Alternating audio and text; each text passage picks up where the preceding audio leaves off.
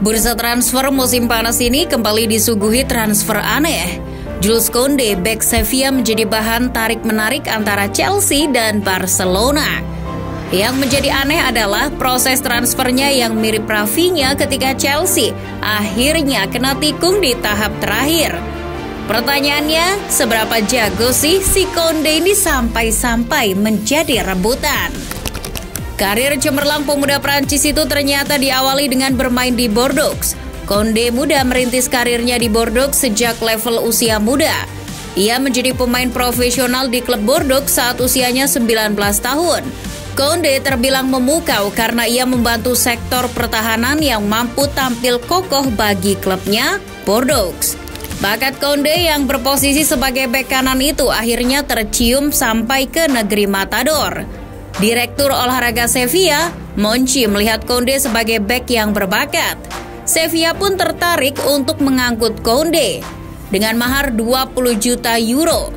Jules Koundé akhirnya terbang ke Spanyol dan menjadi bagian dari skuad Sevilla, tepat ketika ia sudah mempercayai rencana Monchi di Sevilla.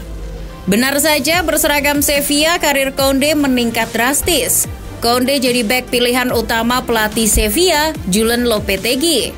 Uniknya, ia dengan tinggi badan yang hanya 178 cm, terkadang oleh Lopetegui sering disulap menjadi bek tengah di skema 3 bek sebagai right center back dan berpartner dengan Diego Carlos maupun Kamil Rekik. Koundé pun berhasil mengantarkan Los Nervionenses menjadi juara Liga Eropa pada musim perdananya kala mengalahkan Inter di final. Padahal sebelumnya pembelian Jules Koundé adalah perjudian bagi Sevilla. Kualitas Koundé di lini belakang memang sangat baik. Walaupun ia memiliki postur yang pendek, Koundé membuktikan bahwa tinggi badan bukanlah hambatan. Kalaupun tidak tinggi, setidaknya Koundé memiliki atribut lengkap sebagai bek modern. Menurut data Smart Scout yang dilansir The Athletic, musim lalu Koundé dominan dalam kemampuan intensitas pressing dan segi bertahannya. Selain itu, Koundé juga memiliki kecepatan dan penetrasinya juga membantu build up serangan. Selain itu, ia juga sering melancarkan umpan-umpan yang akurat dari sisi kanan pertahanan. Koundé dalam hal bertahan tak melulu harus dilakukan dengan duel fisik. Ia juga menyiasatinya dengan intercept dan pembacaan permainan. Tak dipungkiri ia menjadi tulang punggung pertahanan Sevilla selama 3 musim terakhir. Koundé adalah seorang bek yang modern. Dia tidak besar dan memiliki kekuatan secara fisik. Namun dia sangat fleksibel dan intuitif. Ini adalah atribut terbaik untuk pesepak bola saat ini. Bermain sebagai bek tengah maupun bek kanan, kemampuan Koundé memang menjadi magnet tersendiri, apalagi usianya masih muda. Sebagai bukti kontribusinya di Sevilla, ia tunjukkan di musim 2021-2022 lalu. Sevilla menjadi tim di La Liga yang paling sedikit kebobolan. Sevilla hanya kebobolan 30 gol selama 1 musim. Ini artinya peran lini pertahanan Sevilla perlu diapresiasi kinerjanya. Dengan bukti tersebut, akhirnya lini belakang Sevilla banyak menerima tawaran di bursa transfer musim panas ini, termasuk Koundé. Ia bersama 2 rekannya, Diego Carlos dan Augustinson, menjadi bahan komoditi terpanas. Diego Carlos dan Augustinson sendiri sudah lebih dulu meninggalkan Sevilla dan merapat ke Aston Villa. Tampaknya memang Koundé ini serius untuk mengikuti hijrah kedua partnernya. Chelsea dan Barcelona adalah 2 kandidat besar yang berpeluang mendatangkan Koundé. Chelsea apalagi, Koundé sudah diidam-idamkan Tuchel sejak musim lalu. Memangnya seberapa butuh sih kedua klub baik Chelsea maupun Barca? Kebutuhan tim memang nomor 1. Dengan atribut Koundé yang terbukti di Sevilla, memang tak heran kalau ia menjadi permata yang diperebutkan.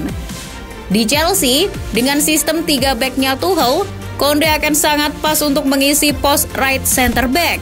Apalagi The Blues telah kehilangan banyak pemain bertahannya. Kedatangan Koundé adalah kebutuhan yang sangat urgent untuk stok lini belakang. Apalagi peran yang dijalankan Halobah dan Azpilicueta di right center back di skema 3 back terbukti kurang greget. Dengan kedatangan Konde ini akan berefek pada posisi Reece James yang tak harus lagi mengisi posisi right center back. James nantinya hanya akan fokus sebagai wing kanan khusus membantu penyerangan. Lain Chelsea, lain Barcelona. Klub yang satu ini memang sudah jajan banyak pemain musim panas ini, termasuk Christensen di posisi back. Namun di sektor bek kanan ia masih belum percaya 100% akan kemampuan Serginho Dest maupun Sergi Roberto.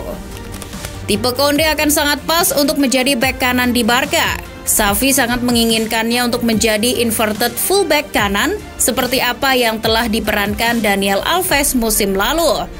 Konde akan lebih sering bergerak masuk ke tengah untuk membantu mengcover bek tengah maupun gelandang tengah.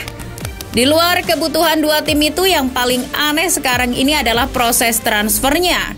Menjadi rumit ketika di sisi lain Chelsea sudah deal dengan Sevilla soal harga, malah si pemain mengulur waktu untuk hijrah ke London. Masalah rumit transfer yang berujung rebutan ini diawali dengan kesepakatan Chelsea di harga 55 juta euro dan gaji yang hampir 12 juta euro setahun. Tawaran yang sebenarnya tak mampu disaingi Barca yang hanya sekitar 40 hingga 45 juta euro. Pihak Sevilla pun cenderung condong ke tawaran Chelsea, karena Sevilla juga nantinya akan membayar komisi 20% ke Bordeaux, klub lamanya Konde. Jadi, uang dari Chelsea itu dianggap pas. Sudah hampir sepakat dan dijadwalkan medical check-up. Konde malah ikut terbang ke Portugal bersama Sevilla menjalani pramusim.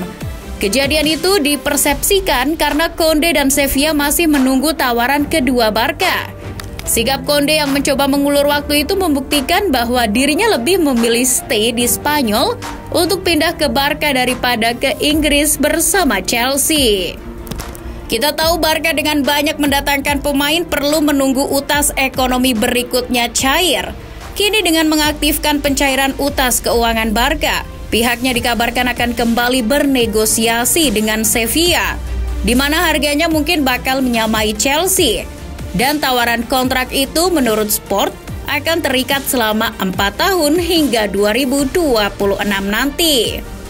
Chelsea pun kini marah besar akan situasi ini. Sevilla dan Konde yang mengulur waktu dinilai tak profesional. Kini Chelsea hanya bisa menunggu duduk termenung di pojokan sambil menangis meratapi rumitnya transfer ini.